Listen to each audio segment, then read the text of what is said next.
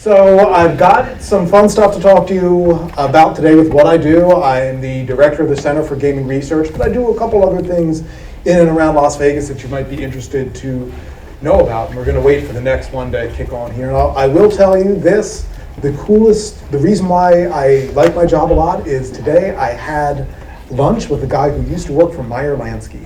How many people know who Meyer Lansky is? Anyone who saw Godfather 2, Hyman Roth? I have the feeling a lot of folks at UNLV don't get to use the term Runyon-esque in their work. I do, which I really get a lot out of, so I really enjoy that a lot. So it's kind of, I do go into a lot of different areas, which I find pretty amusing. Mostly I'm interested in studying gambling in a lot of different ways. I started out by, when I was doing my graduate work at UCLA, I learned, wow, you have to do a dissertation. So I said, hey, I'll write about casinos. I grew up in Atlantic City, New Jersey, and said, well, there hasn't been too much done about casinos historically, so I decided to do that.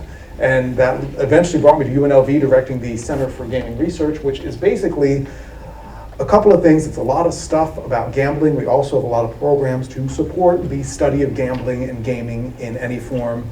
Not just slot machines, not just poker, going more broadly into ideas of risk. We've had some very interesting speakers talk about things, and it's all based off of our gaming collections, which range from very new to very old. So for example, we have all the scholarly literature. Let's skip past that. Also have a really cool website, gaming.unlv.edu. We have a lot of data there, all kinds of information about gambling with stuff from all around the world. So internationally, we've got a ton of stuff there that a lot of people use. We get a lot of hits there. And again, pretty much a cross-section. Folks in the industry, scholars, high school students. Another fun thing that we do, and I've learned the best way to become popular is to give away money.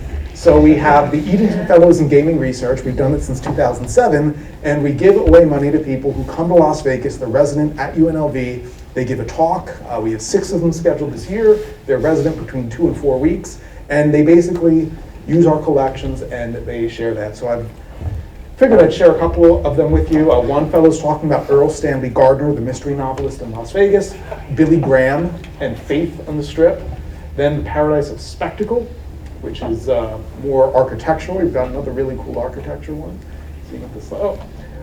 Las Vegas in Atemporal History. He's done a lot of work into 24-hour America, and he's taking it here now.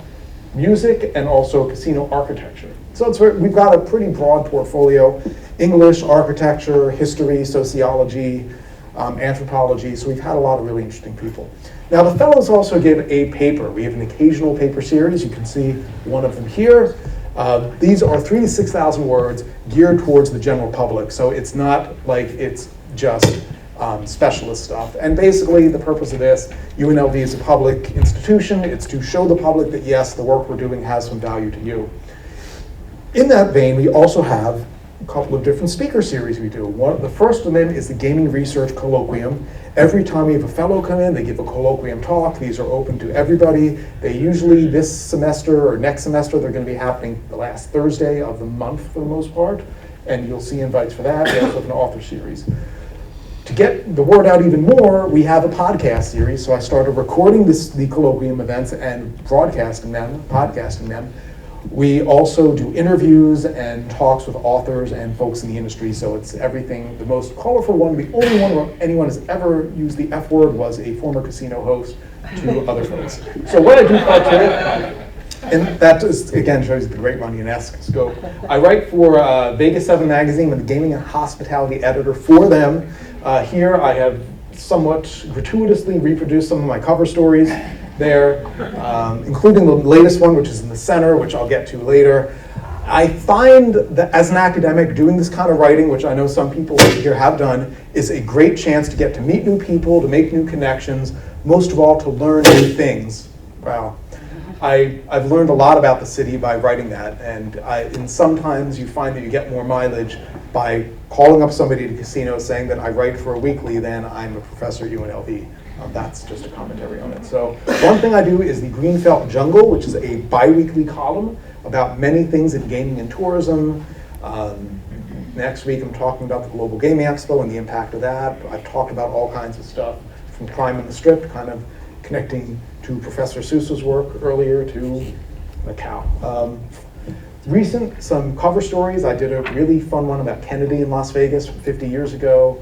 Greenfelt Jungle 50 years later, you're seeing a theme. And I also did a really interesting look at Macau, talked to some American operators who've gone there and come back, and very interesting. Part 3, what I do is I like to write books too. Again, kind of somewhat gratuitously and self-indulgently, I've reproduced the covers of them here. My 2 latest ones are in the middle there. I'm going to talk about that in a minute. This is another attempt to try to learn more about gambling and gaming in Las Vegas, and to share it with people, which I find a lot of fun. So yeah, you've seen that there. My latest one, which I am in full-on self-promotion mode because it came out last week and is currently ranked 11th on Kindle's list of business biographies and memoirs. Sheryl Steinberg, technically I would say it should be 10 because Sheryl Steinberg's Lean In is listed twice. But it's the biography of the guy who built Caesar's Palace and Circus Circus and really changed Las Vegas.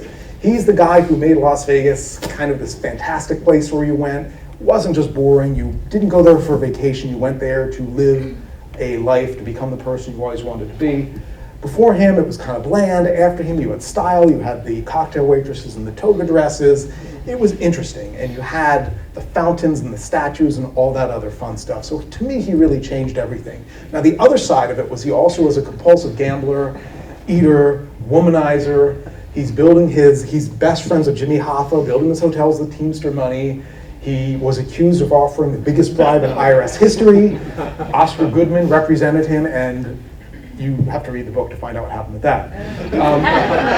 This project, I tried to find a home for it with a publisher. I couldn't, so I decided to start my own imprint and got into what a guy Kawasaki calls artisanal publishing, and had very much gotten into this and feel very strongly that learning to use InDesign and laying out the book and being really intimately involved with that has given me a much bigger connection to the book, much more so than I was publishing stuff with academic presses. I still am involved with traditional publishing. I'm the director of the University of Nevada's gambling series, so if you know anybody with a good gambling manuscript, we are acquiring titles right now, and we would love to get them probably in the 2015 catalog at this point, so looking for good stuff.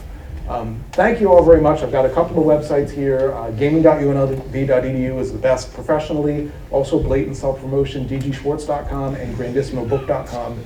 Because if I don't do this, no one else will right now. So thank you guys very much.